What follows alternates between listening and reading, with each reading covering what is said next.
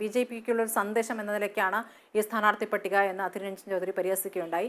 അതിലപ്പുറം ഭയക്കുന്നുണ്ട്, ബി.ജെ.പിയെ ഭയക്കുന്നുണ്ട്, ഭയന്നുകൊണ്ടുള്ള ഒരു പട്ടികയാണ് എന്നും പറയുന്നുണ്ട് കോൺഗ്രസ്. ഇപ്പോൾ ഇ ഡി വരുന്നു, CBI വരുന്നു, ഈ അന്വേഷണ ഏജൻസികളൊക്കെ വരുന്ന ഘട്ടത്തിൽ ബി.ജെ.പിയെ പിണക്കാത്തൊരു പട്ടിക തയ്യാറാക്കുന്നു എന്ന രൂപത്തിലാണ് പറയുന്നത്. അപ്പുറത്ത് ബി.ജെ.പിയുടെ പരിഹാസമുണ്ട്. ബി.ജെ.പിയുടെ പരിഹാസം എന്ന് പറയുന്നത് ഞങ്ങളിൽ നിന്ന് പോയ 8 പേരെയാണല്ലോ നിങ്ങൾ അവിടെ മത്സരിപ്പിക്കാൻ നിൽക്കുന്നത് എന്നൊരു കാര്യം അവർ ചോദിക്കുന്നത്. ശത്രുഘ്നൻ സിൻഹ അടക്കം 8 പേർ ആ രൂപത്തിലാണ്. 16 സിറ്റിംഗ് MP-മാരുണ്ട്, 12 വനിതകളുണ്ട്. മുഹമ്മദ് മൊയ്ത്ര ഒരു ഘട്ടത്തിൽ മുഹമ്മദ് മൊയ്ത്രയെ മമതയ്ക്ക് ഇഷ്ടമില്ല എന്നുള്ള സൂചനകളുണ്ടായിരുന്നു. മുഹമ്മദ് മൊയ്ത്ര പക്ഷേ പാർലമെന്റിൽ നിന്ന് പുറത്താക്കപ്പെട്ട സാഹചര്യമുണ്ട്. അപ്പോൾ അവരൊരു പോരാളിയാണ്, അവരെ വീണ്ടും മത്സരിപ്പിക്കുന്നു എന്നുള്ളൊരു നല്ല ചിത്രം കൂടി അവിടെ നൽകുന്നുണ്ട്.